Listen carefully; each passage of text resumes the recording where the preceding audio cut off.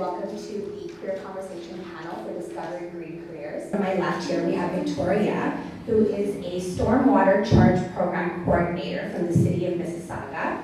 We also have Michael joining us. He's a Policy, Research and Initiatives Advisor from York Region. Katrina is here as she's an Environmental Site Assessor from Waters Environmental Group Incorporated. Nancy is an Energy Analyst who is here from Toronto Community Housing. So my name is Victoria.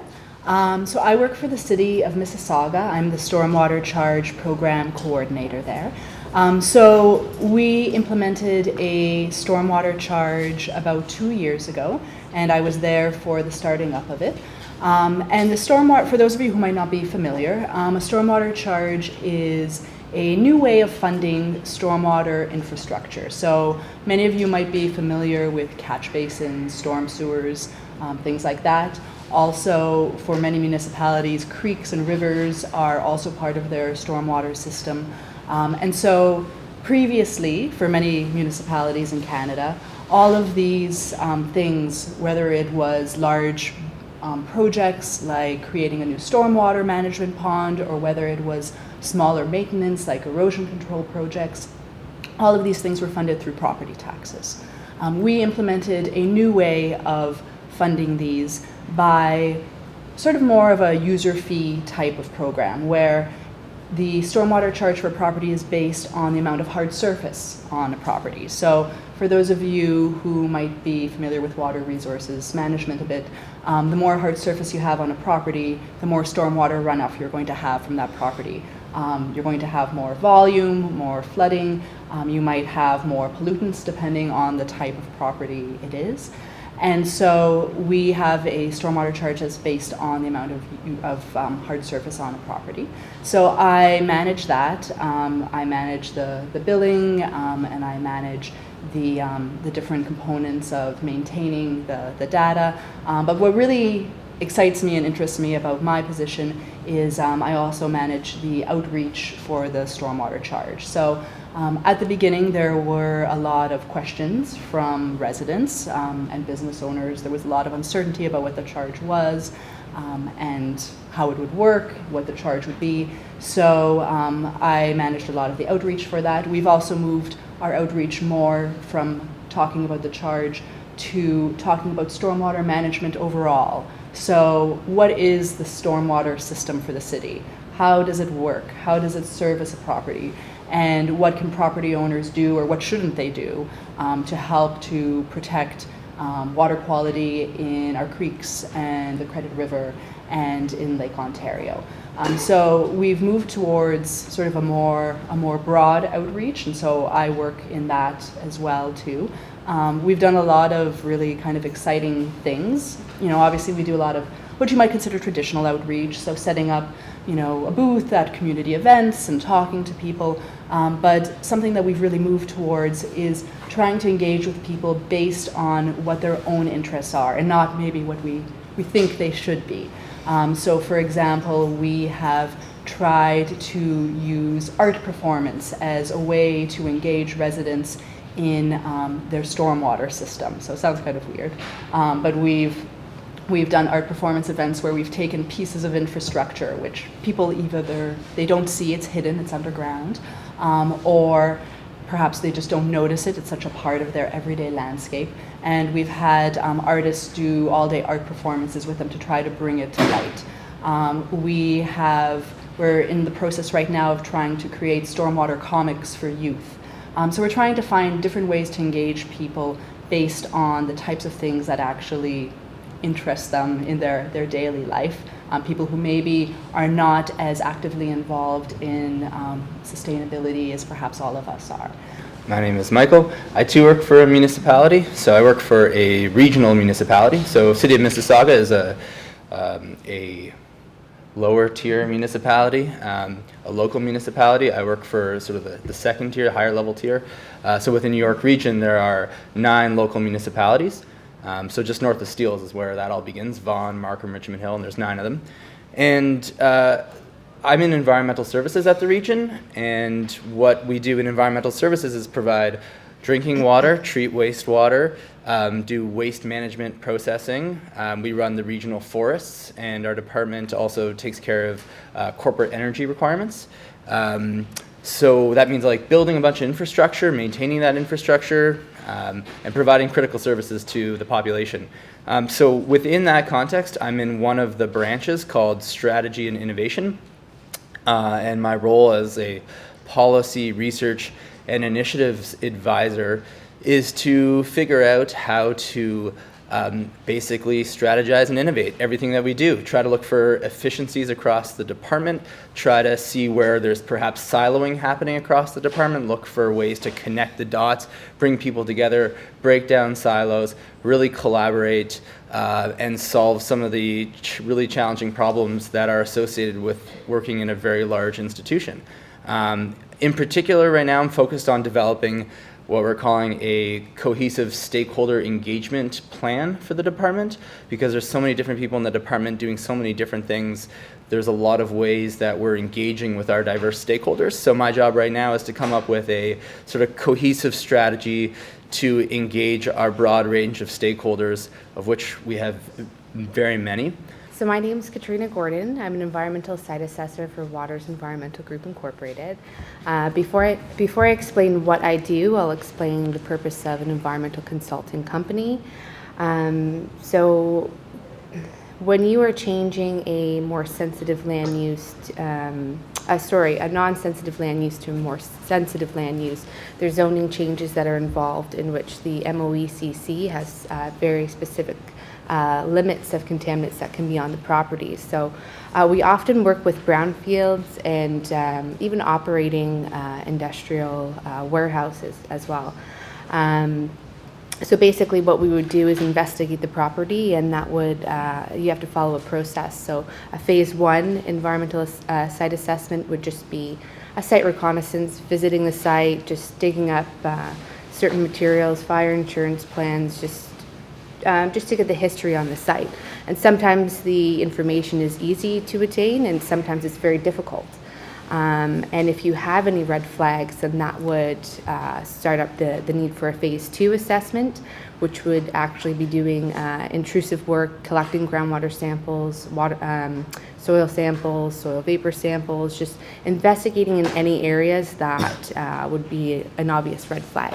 And then after that would be a remediation project, and so there's a lot involved in it. So in my role, I'm kind of put in all of those areas. And just because you have to have a phase 1, phase 2, or a remediation project does not mean that's where your company is going to start with. You can be thrown in right at the end, the remediation stage. So every day is totally different, but I get to be involved in those phase 1s, phase 2 assessments. The remediation projects are extremely cool. I'm overseeing chemical injections and bioremediation projects and ongoing monitoring to see how those treatments are working. And we also do a little bit of designated substance surveys as well. Hi everyone, my name is Nancy. I'm a recent graduate of the Environmental Studies program. I did the master's. I graduated in 2016, so I've only been in the workforce for a year. And I currently work as an energy analyst at Toronto Community Housing, which is a sub-corporation of the City of Toronto. In my current role, I'm responsible for analyzing the utility bills, electricity particularly for over 2,000 of our buildings. And Toronto Community Housing houses about 100,000 residents of the City of Toronto. Our building portfolio ranges from high-rise to townhomes to mid-rise to individual houses. Day to day, my job can vary, which is exciting. A lot of my job day to day is dealing with Excel and number crunching, looking for buildings that are performing well, buildings that aren't performing well, and then digging deeper as to why those buildings might not be doing so well. Additionally, I am responsible for measurement and verification of any sort of energy retrofit that might have been done in the buildings to actually verify to see if those buildings are saving the electricity that they're supposed to be saving. Additionally, I also help project coordinate any sort of energy retrofits that may go on, such as LED lighting, HVAC, or new boilers. How did your career path essentially take off after graduation? And more specifically, what was your first relevant position in the field? This is my first position in the field of environmental green careers. My whole path, so I did my bachelor's degree at environmental studies right after I went into my master's. It was a great experience. During my master's degree, I was able to become a graduate assistant with Toronto Renewable Energy Cooperative, which really gave me hands-on experience. Through that, I landed an internship with WWF. And then during my research, I was able to go to Denmark. It was a program offered with Jose Echeverry. I'm sure many of you know who he is. Try and get involved in as many experiences outside of the classroom that you can. And then I also went to Costa Rica, and I think a few people might have also done that, the coursework. And just having those experiences is what has allowed me to land the job that I have now. So for me, I graduated in 2013, and I was able to get my first relevant experience with waters in 2015. So it definitely wasn't an easy challenge for me. Coming out of school, I thought, my dream job would land in my lap. I have an undergrad now, so that's what I expected, on a silver platter. So I did volunteer and do things that would keep me motivated into finally getting into a position. I sent out resume after resume, but if it wasn't for any volunteer work, I would have had no relevant experience.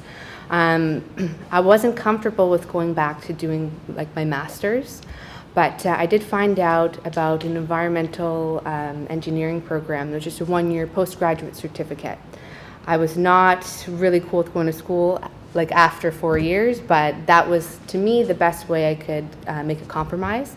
So once I took that highly technical postgraduate certificate, doors really started to open for me because I was able to combine a very academic undergrad with a very technical certificate, and that ultimately got the job, the two together. So I think the first relevant position I got was actually after undergrad. I did my undergrad in international development studies at McGill, and then I came back to Toronto and I worked as a fundraiser, a face-to-face fundraiser for a while. You see those guys on the street that you never want to talk to. I was one of those guys.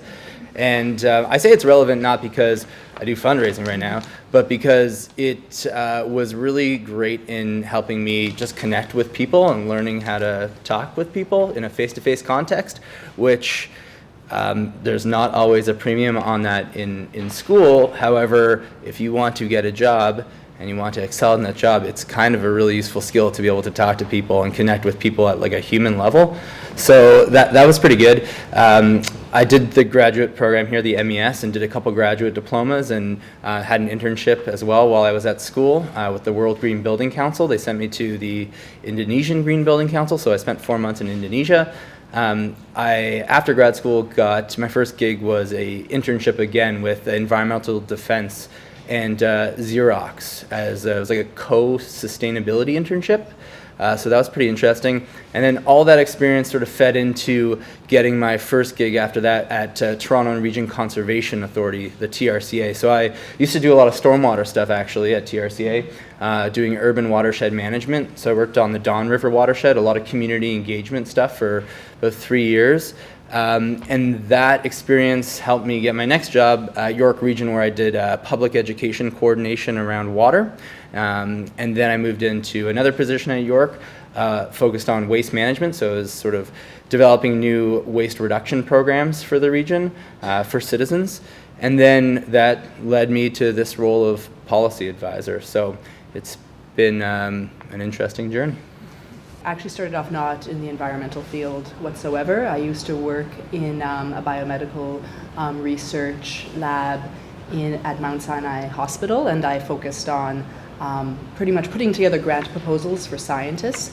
And honestly, that was probably my first relevant one, because as anybody who's maybe worked for an NGO knows, or anybody in academia, applying for funding is really important, and it became really useful for me when I started my MES, and then when I went into my PhD, it allowed me sort of the experience knowing how to put together a grant or funding proposals in order to get funding for myself, for living, for doing field work. So that was actually, seemingly unrelated, but actually probably so useful for letting me get through my MES and then my PhD in pretty good shape. During my MES, I was a TA and I was also a graduate assistant as well. So that was also really helpful to sort of get some different experience. As a graduate assistant, I did a lot of fieldwork interviews, and so that was something that, kind of like Michael said, I think is really important for making connections with people in the environmental field, and some people who were not in the environmental field but who were interview participants. During my PhD, I was also a TA. I also got a few sort of independent consulting gigs that came my way. The first one was very unexpected, but and I didn't really know how to do it.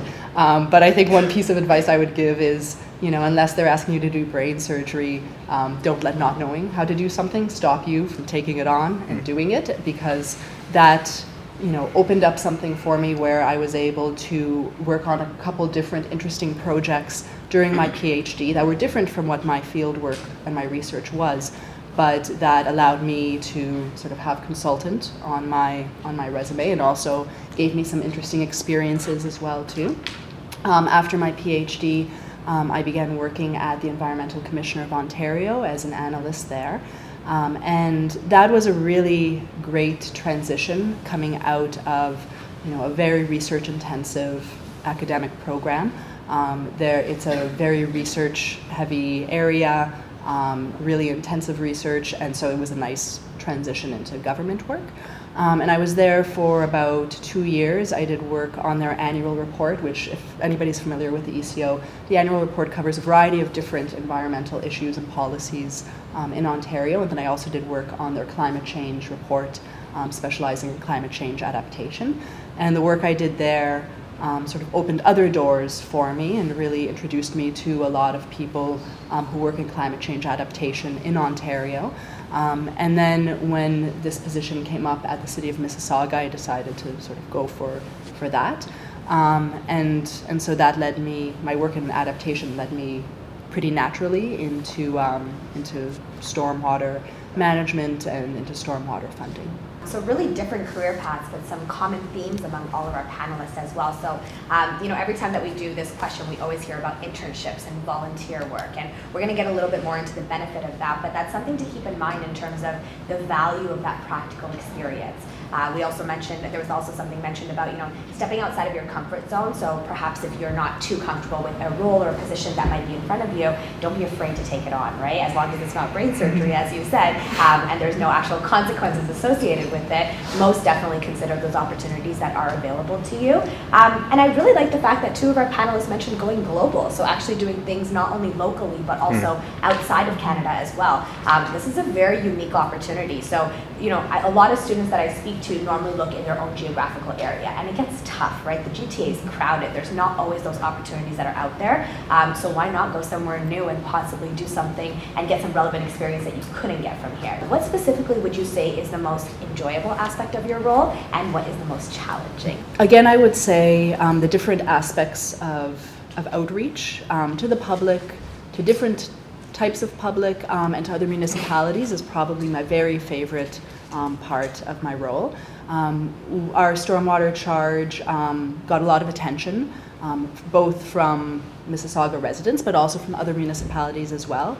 So probably one of my favorite things has been working with other municipalities who want to implement similar charges, telling them sort of how the path that we took, the lessons learned, some of the pitfalls that we avoided, some of the ones we didn't avoid, some of the opportunities that they should maximize. So that is definitely really enjoyable. I think some of the more strategic outreach planning is also a lot of fun. For me, The most enjoyable is, I think, just the nature of the role I serve right now, sort of taking a full look at the entire Department of Environmental Services, which is very broad, and not being in one particular branch. The job is really to identify the most pressing challenges that are really holding us back from functioning as efficiently and as effectively as we most possibly could, and develop solutions. So I don't do the same thing ever. I'm constantly talking to people, trying to figure out what's going on and how to do things better. So it's super interesting if you like complex problems and problem solving and like investigation and trying to figure out what would work. I find that really interesting, and working with people, because there's a lot of different people that are involved in delivering these services, and ultimately it requires significant collaboration with a whole range of different people that have their own area of expertise and their own disciplines. So although that's the most enjoyable, that also I think is the root of the most challenging aspects of work as well. And yeah, it's working with people. Working with people can be challenging. And I think when you're a student, it's a great opportunity to hone your skills of connecting with other human beings and trying to work on a project collaboratively together, because ultimately, if you're out there in the work world, unlikely that you are not going to be working with people.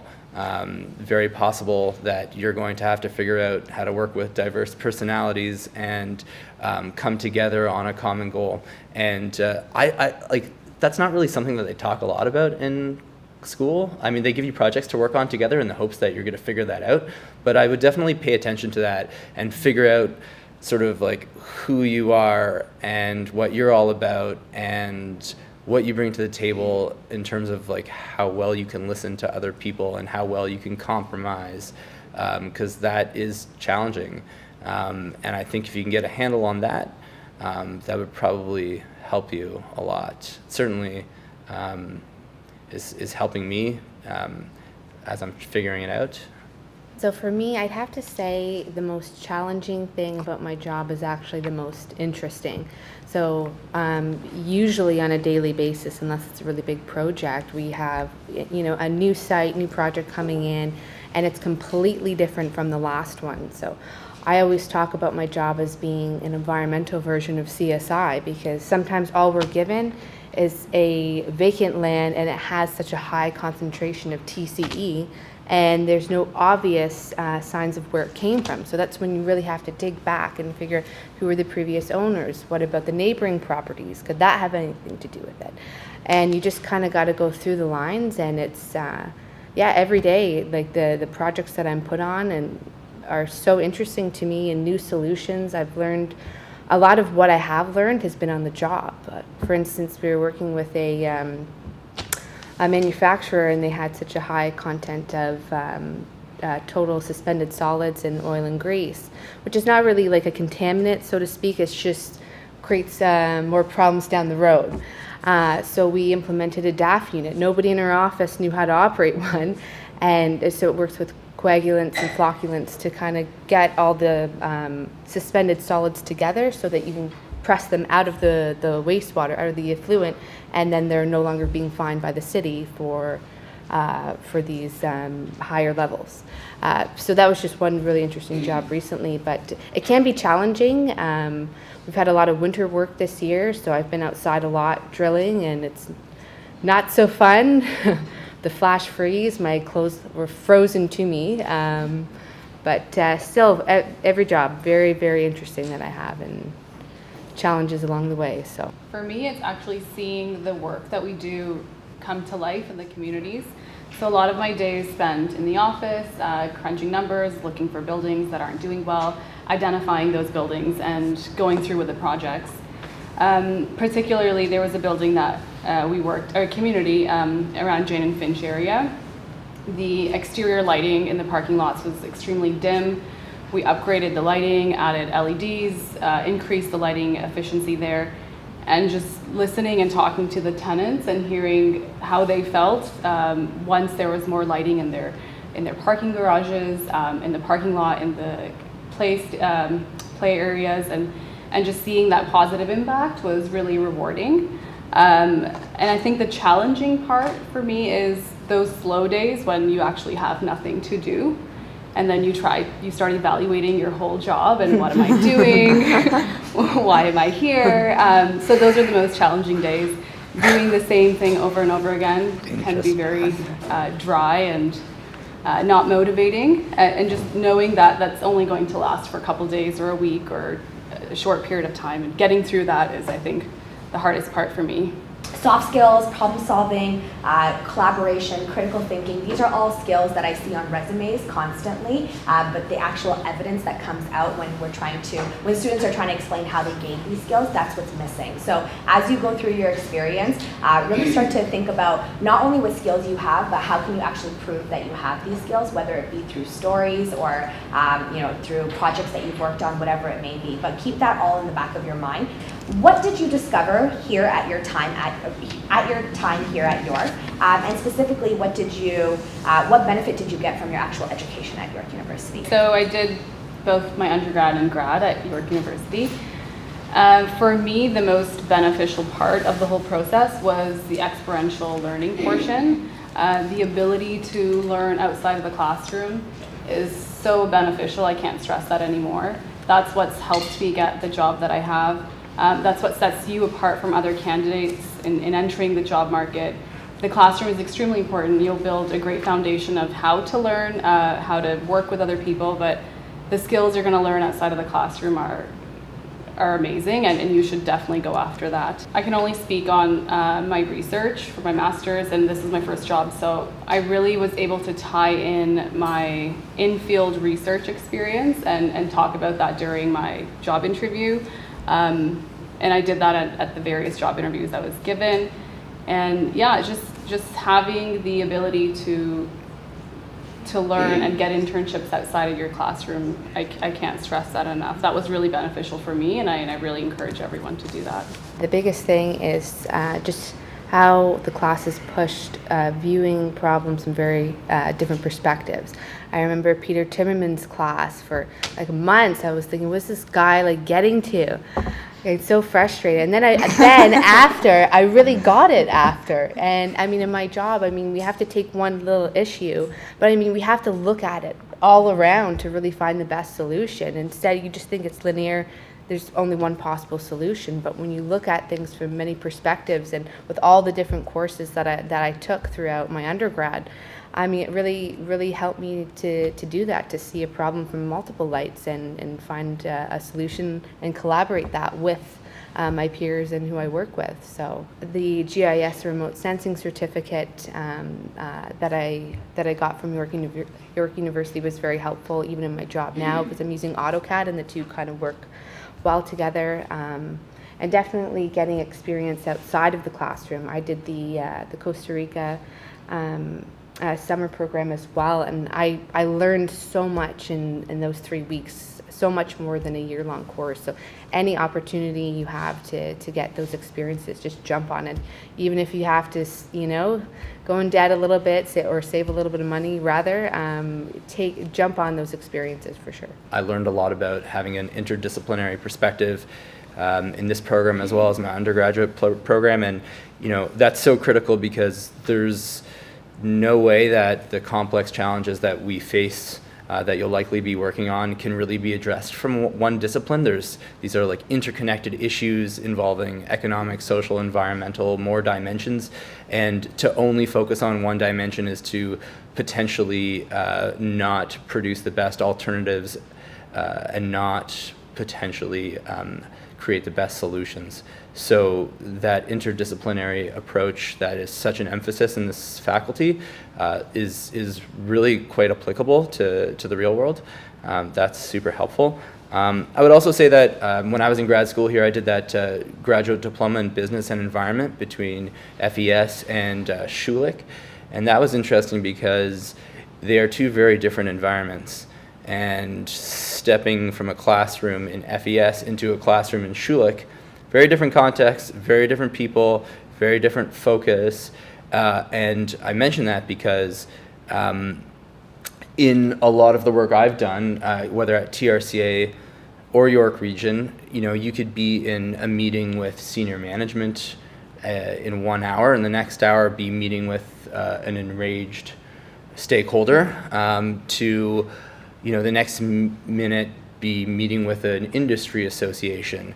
And what that really requires is the ability to adapt your communication style. And so when I was in school here, moving between those two dimensions of FES and Schulich, there was definitely the requirement to change how you communicate. And I sometimes would do this, I would get weird looks if I was at Schulich talking how I talked in FES and vice versa. And I'm not saying I sacrificed what I really wanted to say.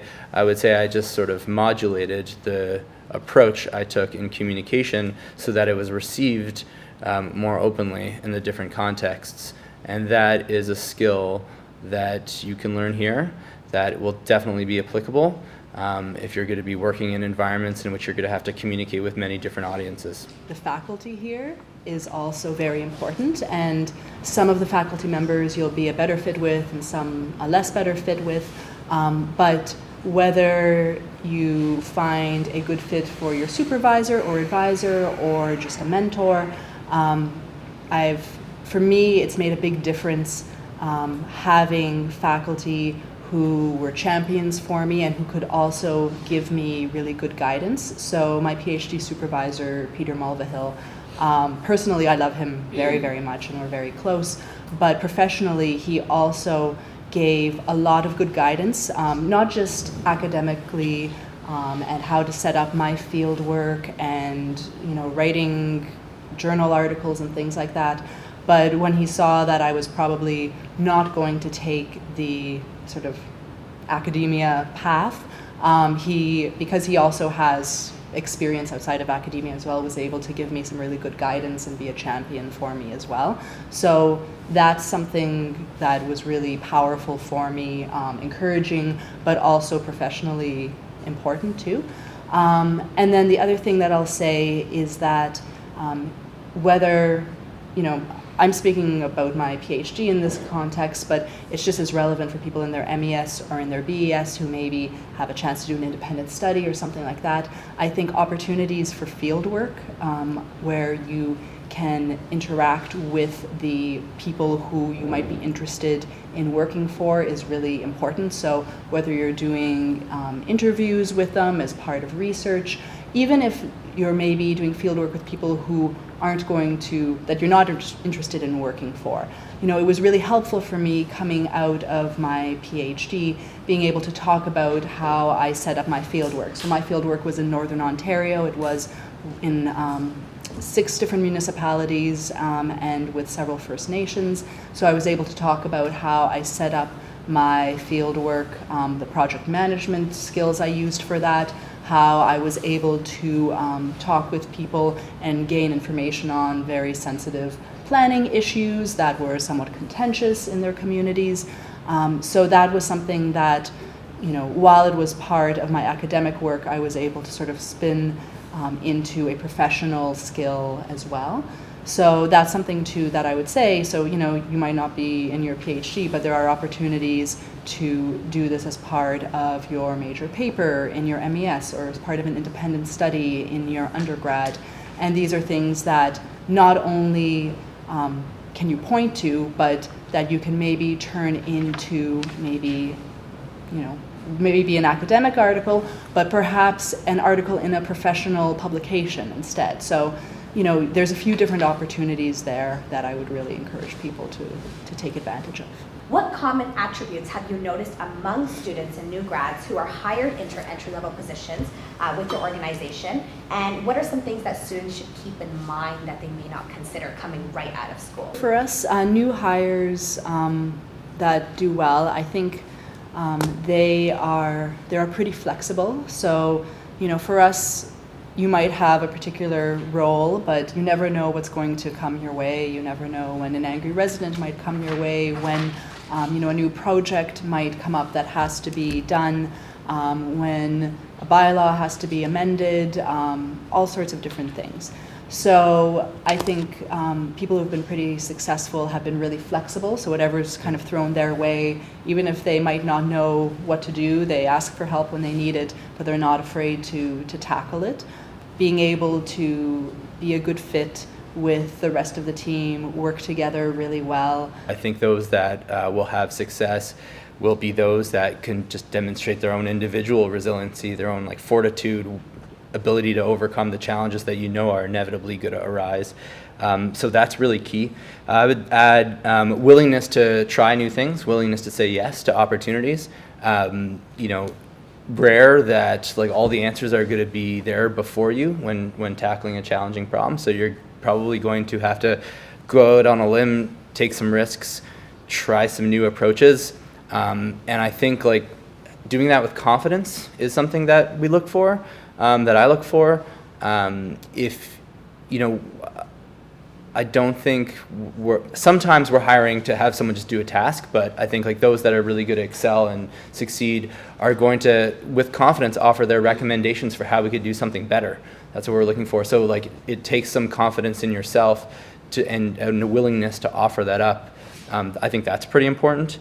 And then this notion of political acuity, which sort of speaks to what Victoria was talking about, and an engineer, for example, having to talk to a wide range of audiences and sort of knowing what would be an appropriate thing to communicate in the different contexts. It's not something that like is a subject, I don't think, in school so much, political acuity, but I think that's something that we're looking for more and more, especially in a government context, in a political environment where we are beholden to council, or if you're at the provincial level or the federal level, it's a political environment. And so being able to navigate that, being able to like, influence without power, especially when you are a new hire, unlikely as well if you're, this is one of your first jobs, that you're going to have a lot of autonomy and sort of like delegated authority.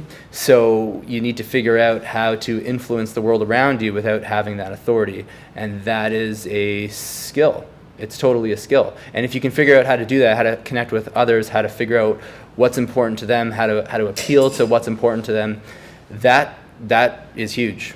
That will definitely help you. If you can demonstrate how whatever you're working on can benefit the other person as well, demonstrate your empathy for them, and how you've listened to what's important to them and you can fit that into what you're working on, that will serve you well. Back to the resiliency, from what I notice, especially the younger people getting hired, like the new hires, I always see that they're very driven. I have to say, just like myself, I mean, we have to go through a number of obstacles, and finding your career is not easy. So, and I think sometimes, maybe there'd be a better person for my job than myself, but I was very persistent. I never gave up. And also with the flexibility, I've been on some amazing job sites with Waters Environmental, because I have been so flexible. I get flown out to Halifax at 24 hours notice, and I'm on a job site, and just not saying no to those jobs and being flexible even if I am scared has been really helpful for me to move up. So being able to adapt to your managers or your colleagues who you might not get along with, learning to work with them. I've seen that in my field, those are the hires that excel the most. And just being able to collaborate with other units and knowing how to communicate with people of all different backgrounds, I think is really important. We did mention a lot about internships and gaining that relevant experience. Do we have any advice for students who are looking for those volunteer opportunities, where to look for those volunteer opportunities? And also, in addition to that question, in your line of work, is academic experience, paid, and extracurricular activities kind of valued at the same? And what advice would you have for students who maybe don't have that work experience? I'm going to name a few different areas where students can get internship opportunities. One is with TCH. You can go on the career website. There's 4-month internships that begin in April.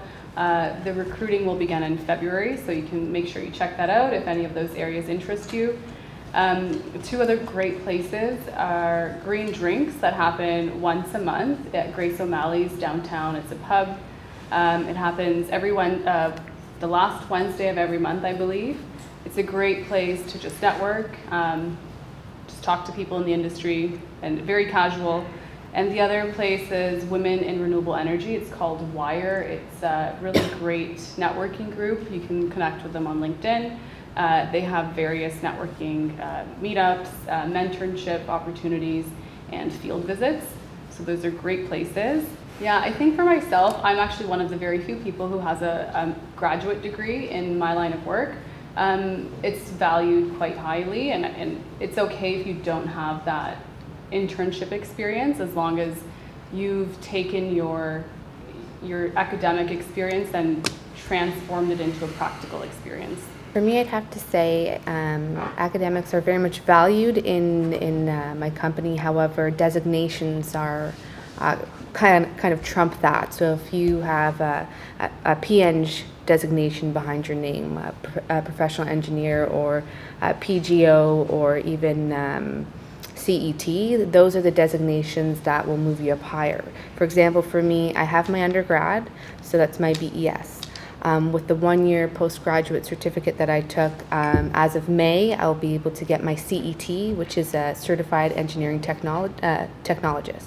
So that's like the first level of engineering, which even includes a ring. So those designations seem to kind of trump like a lot of simple undergrads, or if you have a master's, that's even better.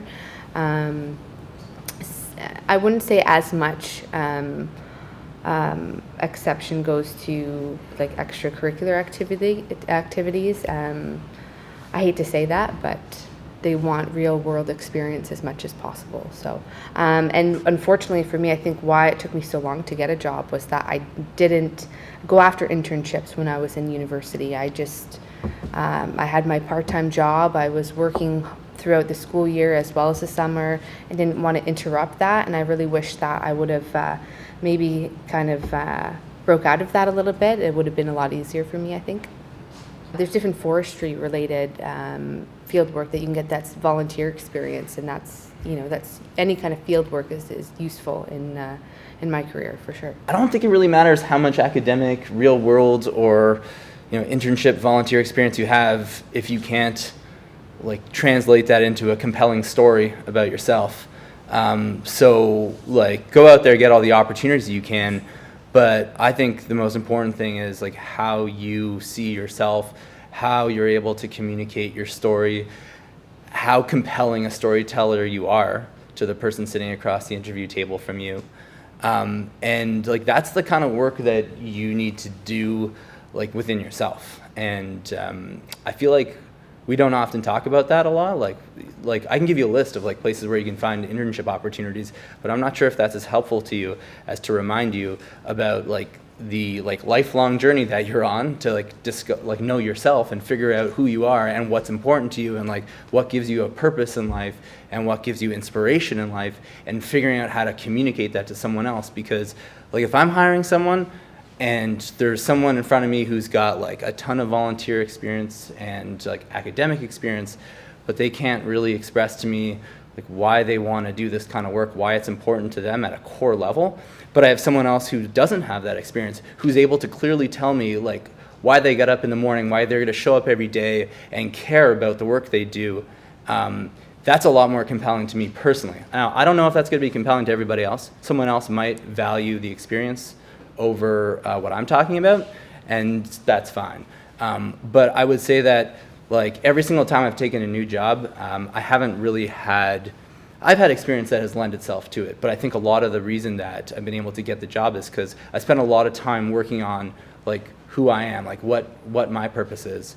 If you could figure that out, and that again is probably a lifelong journey, but if you could figure that out, I think that would help you the most. Something that would make people stand out would be, whether it's you've gotten to the interview stage or whether it's in your cover letter, sort of knowing that story of yourself and your passion, and how what you're doing contributes to that and how that builds on your path.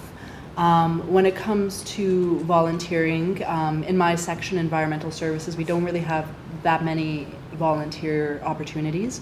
At the city, we do have an environment division that has a lot more volunteer opportunities. And this is actually a really exciting year for them because they are doing the City of Mississauga's Climate Change Action Plan. So there's a lot of really amazing events and a lot of amazing things that are going to be taking place this year for them. The one thing I would say about holding, whether I would hold paid work versus volunteer work sort of in the same esteem is it really depends on what it is. So, for volunteer work, I would really urge you to be very strategic in what you do if you're going to volunteer. You are giving of your time unpaid. Your time and your work has value. So you have to be getting something really good out of that.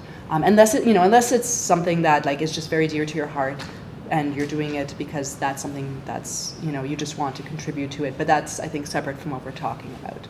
So if be very clear about what you'll be doing so that if there's a certain skill that you're hoping to learn from it, that you can then point to a very tangible skill, or whether you're hoping to meet very specific people, that you will indeed be working with them. So value yourself and the time that you're going to put into volunteer work.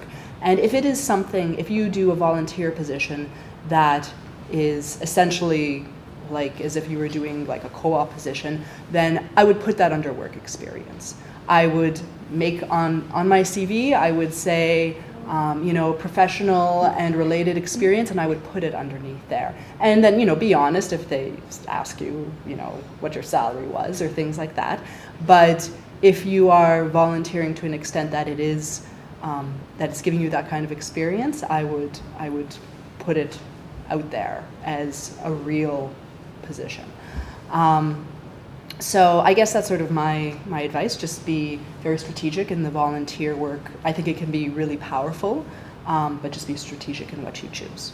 As we talk today, you may have seen some common themes, which is really about storytelling and being strategic and being able to articulate what your experience is. And no matter how much experience you have, none of that will be valued unless you are able to connect the dots for the employers and for the individuals that you're speaking to. So when it comes to that, if you find that you have this experience but you're not too sure about how to actually advertise it and market it to employers, please remember that this is why we are here. So the Career Center offers services. We do mock interviews. We actually have a video recorder that will actually tape you, and we can send you the actual copy as well, so you can actually critique yourself. We do also have career counselors. So as Michael was saying, figure out what your passion is. Figure out, what is driving you, what is motivating you to go into work and to actually get into a green career, and allow career counseling, for example, to help you discover that so you can actually tell that to employers when you're speaking to them.